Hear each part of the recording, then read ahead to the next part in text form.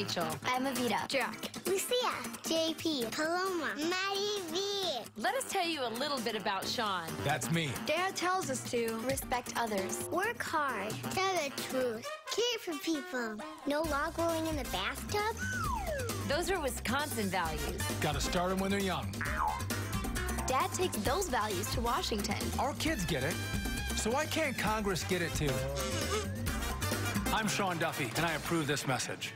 Oh my gosh, do you see how many kids they have? And this is Margarita. How old is she? 5 months. Oh my gosh, they have 7, you guys. That was the latest ad from Congressman Sean Duffy featuring his entire family. The Republican congressman from Wisconsin joins us now along with his wife, spokesperson of Libre Initiative. the Libre Initiative. And Rachel Campos Duffy just had her 7th, and she's amazing. So I love the ad. I love the ad. And she's doing so well. Yes, we've got to keep them moving. That's right. You gotta Mika has introduced the baby to Tory Burch. And she went right for it. So I'm going to call Tory later. Okay.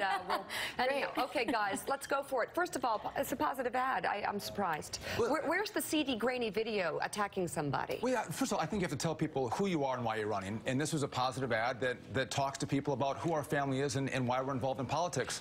And I think if you look at Wisconsin, we have our governor's race, which I know you guys have talked about. There's a lot of negative ads on both sides. And to actually cut through all the political noise, to have a positive ad with kids, I think drives a better message than going negative. The party needs a message. Jeremy Peters, go ahead. Well, Positive one. It does. all that positiveness, of course, applies not to President Obama, whom you were on this show not that long ago saying that he lacks the heart to defeat ISIS. So, I did say that. So can you reconcile that for me, please? Well, not to defeat ISIS or Ebola. I mean, both of them, I think you see a lack of leadership from the president. And just because we're positive in who we are and why we're running doesn't mean we can't be honest about the lack of leadership that comes from the president. And that honesty, I think the American people are starting to reconcile with the problems that have come from a big, fat, bloated government that has been ineffective in protecting them from threats from ISIS and from Ebola.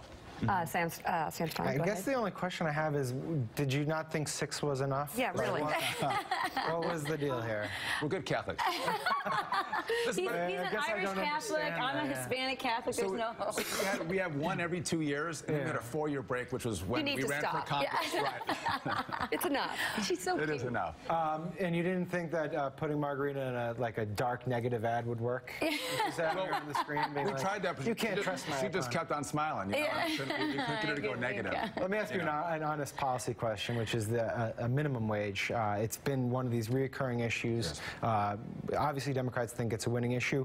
But what's the case for not having the minimum wage tied at least to inflation? If the cost of goods is going to go up, if the cost of living is going to go up, shouldn't your wage actually go up? Absolutely. So I think we have to have a conversation about what do we do on the minimum wage? We know it's going to cost hundreds of millions of jobs. So if you're going to raise the minimum wage, why don't we couple it with some tax breaks for the small businesses that are actually employing so many different Americans? Why don't we have an energy policy that'll drive down American energy? Why don't we streamline the rules and regulations that drive up the cost for the small businesses? If you're going to increase the cost on one side, let's try to reduce it on the other side. But what Democrats do is say, no, no, no. I want an increased minimum wage. I want increased energy prices. I want more taxes.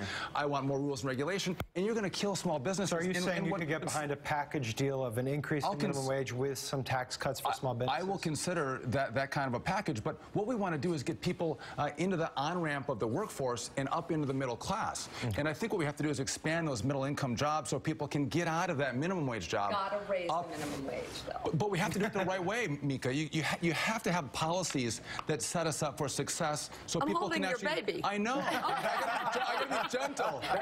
That's one way to Don't throw her. I guess. Don't throw her. Congressman Sean Duffy, Rachel Campos Duffy, congratulations on your beautiful family. We will debate this. We will debate this. Up next, technology impacts us in many positive ways, but the pitfalls are also pretty significant, especially for parents. If you have teens, you don't want to miss our next segment, and we will cover Margarita's ears, right? Okay, we'll be right back. No sexting for Margarita.